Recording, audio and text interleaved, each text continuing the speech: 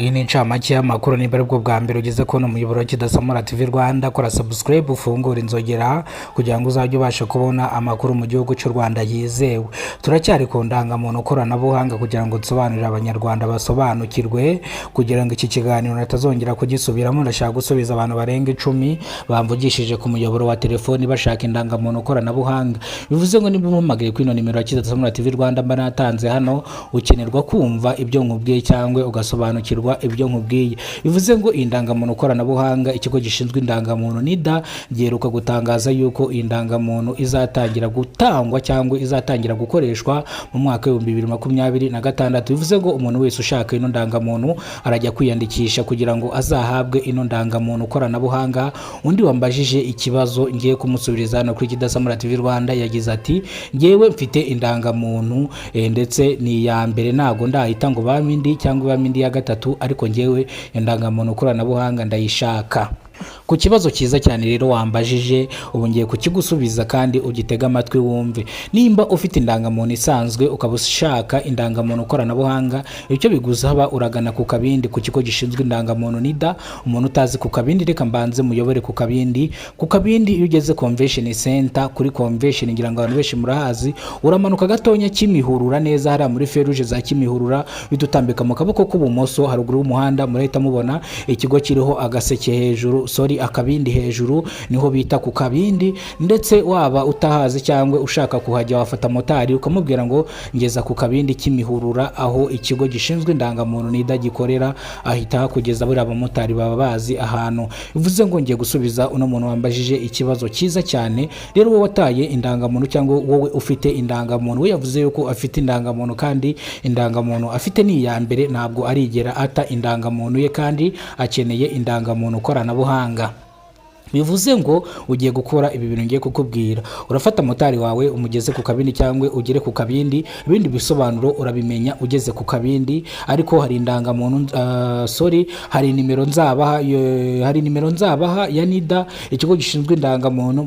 Muzajya mubariza izo serivisi zose zijyanye n'iby'indangamuntu, ibintu nk'ibyo ngibyo. Hari nimero yabo nzabahereza, nzabaka uburenganzira numve yuko iyi nimero nayibahereza kugira ngo mujye muhamagara cyangwa mujye mubahamagara mubabaze ibibazo bigiye bitandukanye bijyanye n'indangamuntu koranabuhanga. Gusa ikintu ngiye kubabwira, nshatse kubabwira yuko mwese abantu muhamagara ku Kidasamura TV Rwanda, indangamuntu izasohoka mu mwaka wa 2026, ikazasohoka ku itariki zisanga 15 z'ukwezi kwa mbere, nibwo izi ndangamuntu koranabuhanga zizatangirwa cyangwa zizatangira guhabwa abantu biyandikishije, kandi ni benshi biyandikishije ubwo izi ndangamuntu bazazihabwa. Nabwiye yuko izi ndangamuntu zikubiyemo ibi bikurikira: harimo mituweli, harimo ubwisungane mu kwivuza nibwo mituweli, harimo waba ufite kategori yawe izajya ibirimo mu indangamuntu koranabuhanga, waba ufite diplome yawe izaba irimo mu indangamuntu koranabuhanga. Bivuze ngo indangamuntu koranabuhanga izajya imera nka plaque cyangwa izajya imeze nka plaque y'imodoka. Murabizi ko abapolisi bahagaritse umuntu cyangwa umushoferi bashyiramo plaque bakareba yuko afite control, afite autorisation, afite assurance cyangwa afitemo ideni. Bivuze ngo bizaba bimeze nkabyo. Niba zajya bariba nimero z'indangamuntu bazajya bareba nimba warishyuye ubwisungane mu kwivuza, cyangwa ufite iyo mpamyabumenyi yawe ya kaminuza ariyo diplome, cyangwa ufite kategori yawe. Bivuze ngo byose bizaba bikubiyemo, ariko nibikuyeho yuko diplome utazaba uyifite ku rundi ruhande, gusa bizashyirwamo kugira ngo umuntu wese uzajya ufite cyangwa ushaka kukubaza izindi serivisi ufite nimero z'indangamuntu, ku buryo washyiramo nimero z'indangamuntu aho waba ugiye gushaka serivisi uvuga yuko ushaka gukora ikijyanye n'iki cyangwa ikijyanye n'iki, bashobora kuhita babisanga bakabibona bakaguhereza akazi.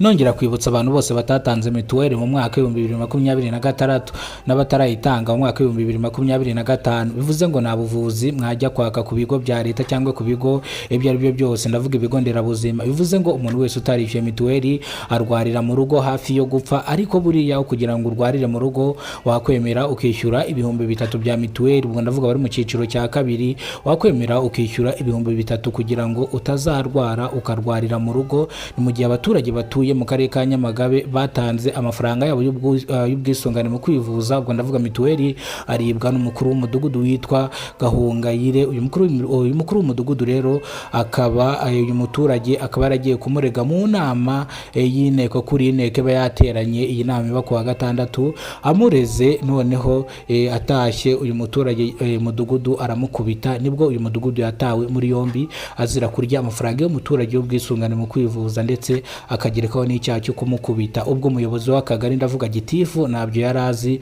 gusa yatunguwe nuko iki kibazo cyamugezeho cy'uko uyu muturage yatanze amafaranga ya mituweli akaba atarabonye mituweli cyangwa akaba atarabonye ubwisungane mu kwivuza. Nibwo yahise atumiza inama y'igitaraganya, nibwo uyu mugore yatanzemo ikibazo cyiwe, ndetse biba intandaro yo kugira ngo akubitwe n'umukuru w'umudugudu, ndetse uyu muturage bikaba byaramuviriyemo ingaruka, akakomereka, akaba yaragiye kwivuza.